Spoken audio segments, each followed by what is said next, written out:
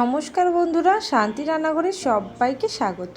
আজকে চলে এসেছি আবার একটা রেসিপির সঙ্গে। আজকে যেটা দেখাবো সেটা হচ্ছে দেশি মুরগির ঝোল।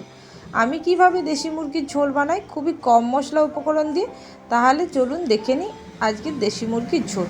এই দেশি মুরগির ঝোল বানানোর জন্য সবার প্রথমে আমি চিকেন নিয়ে নেব।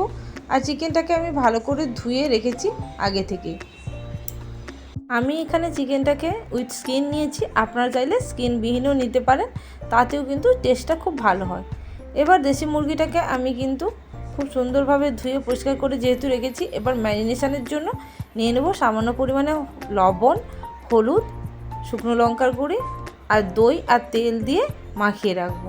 আমি এখানে 1 টিস্পুন নিলাম সমস্ত উপকরণগুলো, আর দই নিয়েছি এখানে 4 টিস্পুন দিয়ে এর মধ্যে দিয়ে দেবো কিছুটা পরিমাণে সর্ষের তেলে দিয়ে মাখিয়ে রাখলে বা ম্যারিনেশন করে রাখলে রান্নার টেস্টটা কিন্তু খুবই ভালো হয়। এখানে সর্ষের তেল নিয়ে নিলাম। সর্ষের তেলের ওপরে আর একটু নিয়ে নেব পেঁয়াজের পেস্ট। এখানে আমি পেঁয়াজ পেস্ট নিলাম, আপনারা চাইলে পেঁয়াজ আদা রসুনের পেস্টও মাখিয়ে রাখতে পারেন। তো এখন সমস্ত উপকরণগুলোকে খুব ভালোভাবে হাত দিয়ে মাখিয়ে নিচ্ছি, যাতে চিকেনের মধ্যে ফ্লেভারটা খুব ভালোভাবে চলে যায়। আর চিকেনটাকে এইভাবে ম্যারিনেশন করে আমি 15 মিনিটের জন্য রেস্টে রেখে দেবো। এখন দেখুন চিকেনটা কিন্তু আমার একদম মাখানো হয়ে গেছে।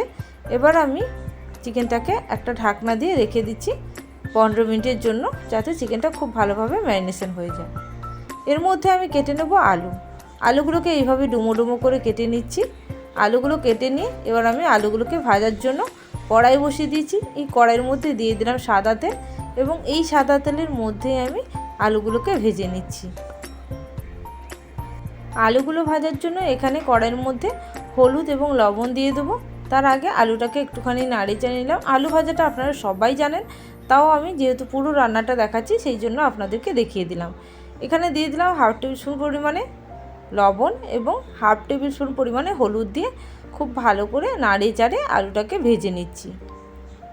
এই আলুটা যতক্ষণ ভাজা হচ্ছে ততক্ষণে আমি একটুখানি পেঁয়াজ কেটে নেবো। এখানে পেঁয়াজের পরিমাণটা আমি খুবই অল্প নিয়েছি। এখানে একটা বড় সাইজ এবং একদম ছোট সাইজের একটা পেঁয়াজ নিয়েছি। এই দুটো পেঁয়াজ দিয়েই আজকে রান্নাটা হবে। পেঁয়াজটাকে ঝিরিঝিরি করে কেটে নেওয়ার পরে এরপরে আমি একটা ছোট সাইজের টমেটো নেব। টমেটোটাকেও কেটে নেব। তারপরে আমি আদা রসুনটাকেও পেস্ট করে নেব। এখানে একটা ছোটো সাইজের টমেটো নিয়েছি। আমি এখানে যেহেতু বেশি মশলা ইউজ করবো না, সেই জন্য সব পরিমাপটা খুবই অল্প পরিমাণে নিচ্ছি। আর 600 গ্রাম মাংস আছে এখানে আদা রসুন নিয়েছি প্রায় 2 ইঞ্চি পরিমাণে আদা, এবং 8 থেকে 10 কোয়া রসুন নিয়েছি। এবার এটাকে শিলনোড়ার মধ্যে বেটে নিচ্ছি। আপনারা চাইলে মিক্সির মধ্যে বেটে নিতে পারেন। আমি এখানে যেহেতু দেশি মুরগি রান্না করছি সেই জন্য শিলনোড়ার সাহায্যে মশলাটাকে বেটে নিচ্ছি, যাতে টেস্টটা খুব ভালো আসে। এখন আমার আদা রসুনের পেস্টটা তৈরি হচ্ছে। আদা রসুনের পেস্টটা রেডি হয়ে গেলে তারপরে আমি রান্নার বাকি অংশটা দেখাবো। এখন দেখুন আদা রসুনটা কিন্তু আমার বাটা হয়ে গেছে। যেহেতু খুব অল্প পরিমাণে এখানে আদা রসুন নিয়েছি, সেই জন্য খুব তাড়াতাড়ি কিন্তু বাটাটা কমপ্লিট হয়ে গেল। এখন আদা রসুনের পেস্টটাকে আমি তুলে নেব এই থেকে শিলনোড়া থেকে। তারপরে আমি বাকি রান্নাটা দেখাচ্ছি। রান্নাটা খুবই সহজ আর খুবই কম মশলা ইউজ করছি এখানে, যেহেতু গরম পড়েছে খুব, সেই জন্য চিকেন খেলেও চিকেনের মশলাটা কম দিয়ে রান্না করলে খুব ভালো হয়। আর দেশি মুরগি এমনিতেই টেস্ট থাকে। এবার আমি আলুটা ভাজা হয়ে গেছে, এবার আলুটাকে তুলে নিচ্ছি। আলুটাকে তুলে নেওয়ার পরে আর বাকি রান্নাটা করে দেখাচ্ছি, দেখুন। এবার একটা কড়াই বসিয়ে দিচ্ছি এবং কড়াইয়ের মধ্যে দিয়ে দিলাম কিছুটা পরিমাণে গোটা গরম মশলা, দারচিনি, লবঙ্গ এবং একটা দিলাম এলাচ। এবার দিয়ে দিলাম পেঁয়াজের কুচিগুলো, যেটা আমি আগে থেকে করে রেখেছিলাম। খুবই অল্প পরিমাণে পেঁয়াজ নিয়েছি। এবার পেঁয়াজের সঙ্গে পেঁয়াজটা একটু ভেজে নিয়ে তারপরে দিয়ে দেবো টমেটোটা। পেঁয়াজটা অল্প পরিমাণে ভাজা হয়ে গেলেই টমেটোটা দিয়ে দেবো, যাতে টমেটোর কাঁচা ভাবটাও খুব ভালোভাবে চলে যায়। পেঁয়াজটা এখন প্রায় ভাজা হয়ে এসছে। এবার আমি দিয়ে দিচ্ছি টমেটোটা, মানে পুরো ভাজা হয়নি, কিছুটা ভাজা হয়েছে পেঁয়াজটা, সেই জন্য এর মধ্যে দিয়ে দিচ্ছি টমেটোটা, তাতে পেঁয়াজ এবং টমেটোটা একসঙ্গে খুব ভালোভাবে ভাজা হয়ে যায়। এবার সমস্ত মশলাগুলোকে একটুখানি নাড়িয়ে চাড়িয়ে নেব। তার আগে সামান্য একটু লবণ দিয়ে দিলাম, যাতে পেঁয়াজটা তাড়াতাড়ি নরম হয়ে যায় এবং টমেটোটা খুব তাড়াতাড়ি গলে যায়। এখন সমস্ত মশলাগুলোকে একটুখানি নাড়িয়ে চাড়িয়ে ভেজে নেওয়ার পরে এখানে দিয়ে দিলাম আদা রসুনের পেস্ট।